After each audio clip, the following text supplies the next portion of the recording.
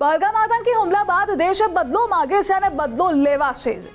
ભારત સરકારે જડબાતોડ જવાબ આપી રહી છે અને એટલે જ પાકિસ્તાનમાં પીવાના પાણીના પણ ફાફા પડી ગયા છે, ઉદ્યોગો પડી ભાંગ્યા છે, કૃષિ ઉત્પાદન અટકી ગયું છે અને અલ્ટિમેટલી પાકિસ્તાન આર્થિક રીતે ખોખલું થઈ ગયું છે। પાકિસ્તાનના નેતાઓએ દેશ છોડીને ભાગવા લાગ્યા છે।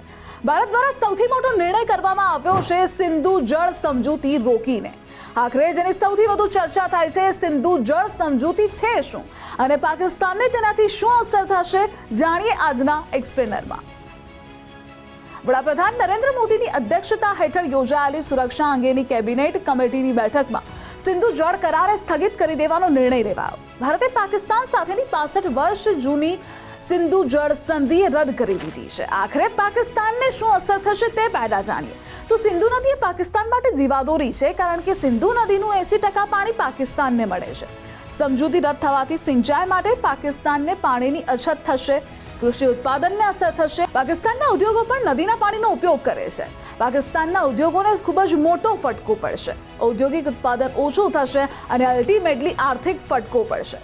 પાકિસ્તાનના લાખો લોકોએ સિંધુ નદીના પાણીનો જ ઉપયોગ કરે છે અને પાકિસ્તાનને એટલે જ પીવાના પાણીના ફાફા થઈ ગયા છે। હવે જાણીએ કે સિંધુ જળ સમજૂતી છે શું। 1947માં આઝાદી મળ્યા બાદ ભારત અને પાકિસ્તાન વચ્ચે વિવાદ થયો હતો પાણીને લઈ।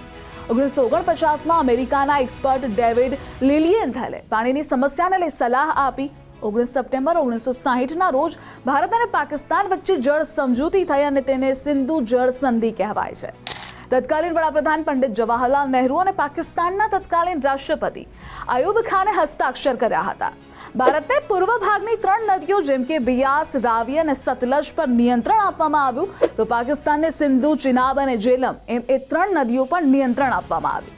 ભારત આ નદીના 20% પાણીનો, જ્યારે પાકિસ્તાન 80% પાણીનો ઉપયોગ કરી રહ્યું છે અને આના જ માટે અત્યારે પાકિસ્તાને બોખરાઈ ગયું છે। ભારતના પગલાથી પાકિસ્તાનના નેતા બિલાવલ ભુટ્ટો એ ભાન ભૂલ્યાને શેખી મારી દીધી કે સિંધુ નદી આપણી છે, આપણી નદીમાં આપણું પાણી વહેશે અથવા તેમનું લોહી। જોકે જળ શક્તિ મંત્રી સી.આર. પાટીલે જડબાતોડ જવાબ આપતા કહ્યું કે તમારામાં હિંમત હોય તો આવી જાઓ, કારણ કે સિંધુની સંધિ રદ કરતા પાકિસ્તાનને પીવાના પાણીના ફાફા પડી ગયા છે। કૃષિ ઉત્પાદન, સિંચાઈ, ઉદ્યોગો બધા પર તેની સૌથી વધારે અસર થઈ રહી છે। 4.7 કરોડ એકરમાં સિંચાઈ એ થંભશે, 90% ખેતી પ્રભાવિત થશે, 2 હાઇડ્રો પાવર પ્રોજેક્ટ પર તેની અસર થશે અને વીજળીનું ઉત્પાદન 30% ઘટી જશે। હવે તમને એ પણ જણાવી દઈએ કે છેલ્લા કેટલાક વર્ષોમાં જ્યારે પણ ભારત અને પાકિસ્તાન વચ્ચે તણખા જર્યા હોય ત્યારે ભારત તરફથી સિંધુ જળ સમજૂતીએ તોડી દેવાની વાત કરાય, તો છેલ્લા 2 દાયકામાં સિંધુ જળ કરાર પર ભારતનું વલણ આકરું બન્યું છે।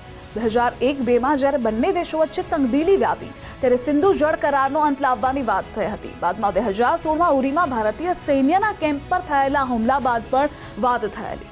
ત્યારબાદ 2019માં પુલવામામાં સુરક્ષા દળો પર થયેલા હુમલા બાદ કેન્દ્રીય મંત્રી નીતિન ગડકરીનું સ્ટેટમેન્ટ હતું કે સરકારે પાકિસ્તાનને પાણીનું વિતરણ અટકાવી દેવાનું નક્કી કર્યું છે।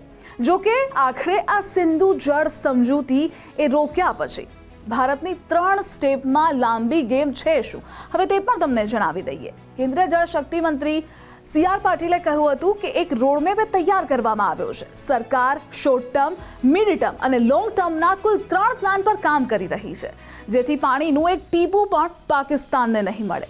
સ્ટેપ 1 છે નવી સિંધુ જળ સંધિની જમીન તૈયાર કરવી, સેકન્ડ છે પોતાના હિસ્સાના પાણીનો દરેક ટીપાનો ઉપયોગ કરવો અને થર્ડ સ્ટેપ છે કે પાકિસ્તાન જતા બધા પાણીને ભારત તરફ વાળવું।